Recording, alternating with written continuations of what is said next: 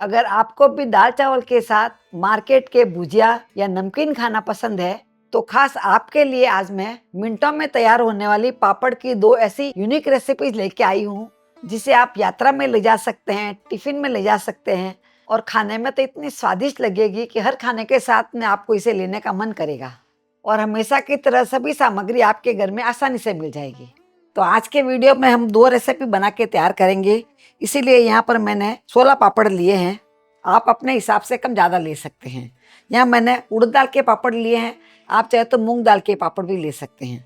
ये पापड़ थोड़े छोटे साइज़ के हैं, इसीलिए मैंने 16 लिए हैं। यदि आप बड़े साइज़ के पापड़ लेते हैं तो कम भी ले सकते हैं। ये लगभग 5 से 6 इंच के पापड़ हैं। अभी यहाँ पर मैंने तवे को गैस पे रख दिया है और गैस को चालू कर देते हैं। अभी तवा हमारा गर्म हो गया है। तवा गर्म होने के बाद में जो पापड़ हमने निकाल के रखे हैं एक एक करके इसके ऊपर सेक लेंगे। मैं यहाँ पर तवे पे सेक के बना रही हूँ, आप चाहो तो इसे फ्राई करके भी बना सकते हैं या गैस पे सेक के भी बना सकते हैं। तवे के ऊपर सेकते हैं पापड़ एक जैसे सिक्के तैयार होते हैं और इस पे दाग नहीं आते हैं और जल्दी एक बार तवा गर्म हो जाए फटाफट सीख जाते हैं। वैसे आपको हमारे वीडियोज पसंद आते हैं तो आप इसे लाइक ज़रूर किया करें और कमेंट करके अपनी राय भी बताया करें। देखिए बहुत ही अच्छे से सीख गया है, कहीं से कच्चा नहीं रहता और एक जैसा सीख के तैयार होता है। मैं दिखाती देखिए आप, कहीं पर भी इस पर दाग नहीं है। हम गैस पे सेकते हैं तो कभी कभी इस पर दाग लग जाते हैं, इसमें कोई भी दाग नहीं लगेंगे और काम अच्छा होएगा। अभी आँच को हम मध्यम कर लेंगे क्योंकि तवा हमारा अच्छा गर्म हो गया है। एक एक करके पापड़ को सेक लेंगे। आप सोचते हैं इतना पापड़ सेकने में टाइम ज़्यादा लगेगा, पर फटाफट सीख जाते हैं, ज़्यादा समय नहीं लगता है।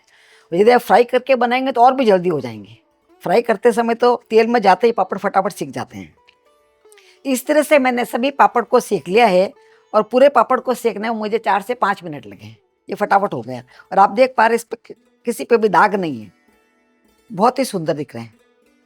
तवों पे इसका रिजल्ट बहुत अच्छा आता है।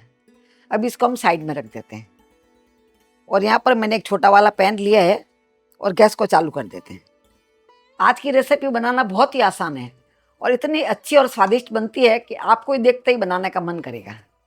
अभी पैन हमारे गर्म हो गया है, आँच को मध्यम कर लेंगे और यहाँ पर मैंने 1 टेबल स्पून जितनी सौंफ ली है ये इसमें डाल देते हैं और 1 टीस्पून जितना मैंने जीरा लिया है ये भी इसमें डाल देते हैं और दोनों को सेक लेते हैं।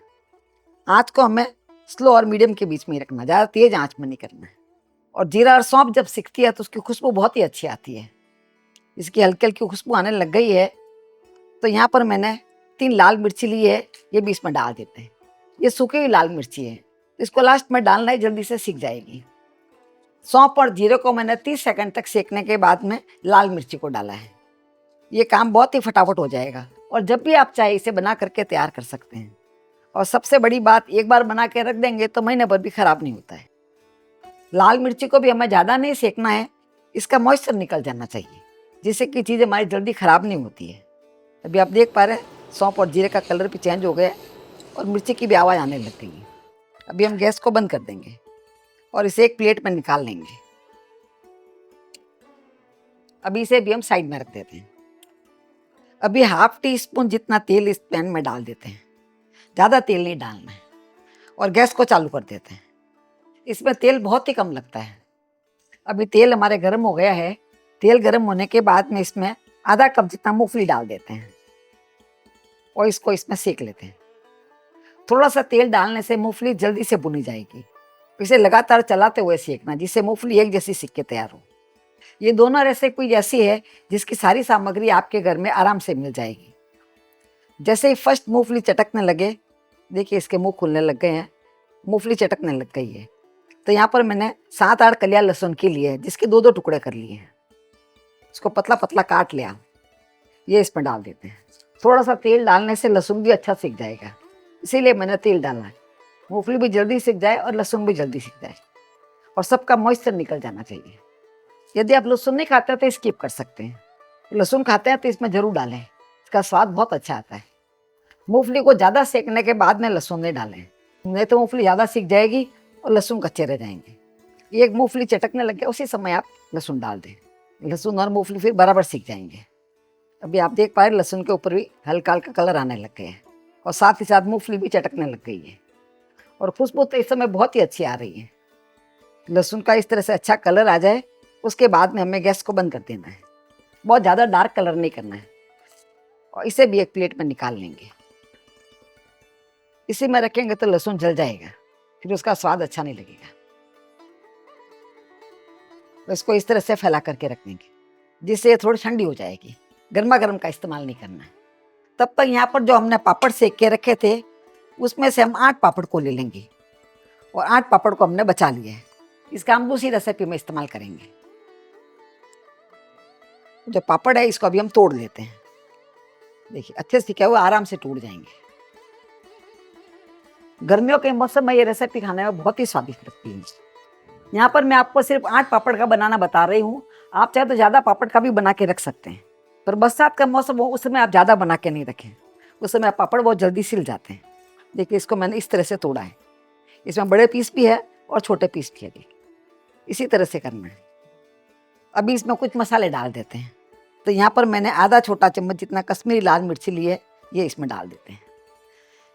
ये ज़्यादा तीखे नहीं होती है, पर इसका कलर बहुत सुंदर आता है। और आधा छोटा चम्मच जितना ही मैंने भुना हुआ जीरा लिया है, ये इसमें डाल दें। और इसी के साथ आधा छोटा चम्मच जितना ही मैंने जलजीरा लिया है, ये भी इसमें डाल देते हैं। यदि आपके पास जलजीरा नहीं है तो इसकी जगह पर आप अमचूर पाउडर डाल सकते हैं। और थोड़ा सा मैंने सूखा हुआ पुदीना लिया है। पुदीना सुखा के करना बहुत आसान होता है। अभी तो गर्मियों के दिनों में मार्केट में पुदीना बहुत अच्छा मिल रहा है। आप उसे ला करके साफ करके धो करके सुखा दें। सुबह सुखाएंगे, शाम को सूख के तैयार हो जाएगा। फिर आप कोई भी डब्बे में भर के रख सकते हैं। ये साल भर भी खराब नहीं होता है। तो इस चीज़ का ध्यान रखें, पुदीने को कभी भी आप धूप में नहीं सुखाएं। धूप में सुखाने से कलर इसका काला हो जाता है। अभी इसको चूरा करके इसमें डाल देते हैं। इस तरह चूरा करके डाल देंगे तो इसका फ्लेवर बहुत अच्छा आएगा। लुक भी अच्छा आता है, फ्लेवर भी अच्छा आता है और खाने में स्वादिष्ट लगता है। एक बार सभी को अच्छे से मिक्स कर लेते हैं। मैंने इसमें नमक नहीं डाला है क्योंकि जलजीरे के अंदर नमक होता है। यदि आप अमचूर पाउडर डालते हैं तो इसमें थोड़ा सा 1 पिंच जितना, सिर्फ 1 पिंच जितना इसमें नमक डाल देते हैं, जिससे इसका स्वाद ज़्यादा अच्छा आएगा। अभी सभी मसाले इसके ऊपर अच्छे से चिपके हुए रहें तो इसमें 1 चम्मच जितना घी डाल देते हैं और इसको अच्छे से मिक्स कर लेते हैं। आप चाहे तो इसकी जगह पर तेल भी डाल सकते हैं। मैं मेरे घर में घी डाल के बनाती हूँ, इसीलिए घी डाला है। और सबको अच्छे से मिक्स कर लेते हैं। इस तरह से हमारे पापड़ की पहली रेसिपी बनकर के तैयार हो गई है। इसे हमारे मारवाड़ी भाषा में पापड़ की चूरी बोलते हैं। ये खाने में बहुत ही स्वादिष्ट लगती है। आपके घर में कोई भी सब्जी नहीं हो, दाल चावल के पास में यदि आप ये लेकर के खाएंगे तो उसका स्वाद आपको कई गुना अच्छा लगेगा। यदि आपको मार्केट के सेव भुजिया दाल चावल के साथ खाना पसंद है तो ये आप डाल करके देखें, इसका स्वाद आपको ज़्यादा अच्छा लगेगा। अभी इसको हम साइड में रख देते हैं। अभी यहाँ पर मैंने मिक्सी का जार लिया है और जो पापड़ मैंने बचा के रखे थे उसमें से हम तोड़ करके इसमें डाल देंगे। तो एक एक पापड़ ले लेंगे। एक एक दो पापड़ को लेकर के आप रफली तोड़ के इसमें डाल दें। इस तरह से बड़ा बड़ा तोड़ के डाल दें। वैसे आपको इस तरह की पारंपरिक रेसिपी पसंद आती है तो आप हमारे चैनल को सब्सक्राइब करके बेल आइकन जरूर दबा दें, जिससे जब भी हमारा नया वीडियो आएगा आपके फ़ोन में घंटी बज जाएगी। और आप फेसबुक पर देख रहे हैं, आप हमारे पेज को फॉलो कर सकते हैं। अगर आपको मारवाड़ी पापड़ की सब्जी सीखनी है तो आप हमें कमेंट करके ज़रूर बताएं, वो भी मैं आपके साथ में ज़रूर शेयर करूँगी। और गर्मियों के मौसम में तो पापड़ की सब्जी खाने में बहुत ही स्वादिष्ट लगती है। अब जो हमने लहसुन और मिर्ची को सेक के रखा था वो इसमें डाल देते हैं। वो पूरा इसमें डाल देना है। इसी के साथ यहाँ पर मैंने भुने हुए तिल लिए हैं। मैं मेरे घर में तिल को भून करके रख देती हूँ और खाना खाने के बाद भी 1 चम्मच तिल हम जरूर खाते हैं, क्योंकि तिल में कैल्शियम की अच्छी मात्रा होती है। यदि आपके पास भुना हुआ तिल नहीं है तो मूंगफली सेकते हैं, उस समय आप लास्ट में तिल भी भून लें, साथ साथ में वो भी भून जाएंगे। ये इसमें डाल देते हैं। अब जो मिर्ची, सौंफ और जीरे को मैंने सेक के रखा है वो भी इसमें डाल देते हैं। इन सभी चीज़ों का फ्लेवर इसमें बहुत अच्छा आएगा। अभी थोड़े इसमें मसाले डाल देते हैं। इसमें बहुत कम मसाले लगते हैं। अभी इसमें 1 छोटा चम्मच जितना कश्मीरी लाल मिर्ची डाल देते हैं, जिससे इसमें हल्का सा तीखापन आएगा, जो खाने के स्वाद को कई गुना बढ़ा देगा। और 1/4 छोटा चम्मच जितना हल्दी पाउडर डाल देते हैं और आधा छोटा चम्मच जितना नमक डाल देते हैं। तो नमक आप अपने स्वाद के अनुसार कम ज़्यादा डाल सकते हैं। अभी सभी को हम ढक करके पीस लेते हैं। मिक्सी को हमें लगातार चलाते हुए नहीं पीसना है, पल्स मोड पे पीस के तैयार करना है। तो आप देख पा रहे हैं बहुत ही अच्छा पीस के तैयार हुआ है। और मूंगफली इसमें हल्की दरदरी लग रही है। देखिए इसका स्वाद बहुत ही अच्छा आता है। हमारे घर में हम इसे पापड़ की सूखी चटनी बोलते हैं और इस तरह से बना करके मैं इसे सूखे लिक्टेड डब्बे में भर के रख देती हूँ, तो ये फ्रिज के बाहर भी महीने भर भी खराब नहीं होती है। तो फिर आप इसे दाल चावल पुलाव खिचड़ी किसी के साथ भी खाएं, सभी का स्वाद कई गुना बढ़ जाता है। बस एक ही चीज का ध्यान रखना है, इसे मॉइस्चर से बचाना है। आज की दोनों रेसिपीज हमने पापड़ से बनाई है, पर दोनों का स्वाद अलग अलग आता है। एक बार आप अपने घर में बना के देखेंगे तो आपको मालूम पड़ेगा ये खाने में कितनी अच्छी लगती है। तो हम मिलेंगे ऐसे ही दूसरे वीडियो में, तब तक के लिए बाय एंड टेक केयर।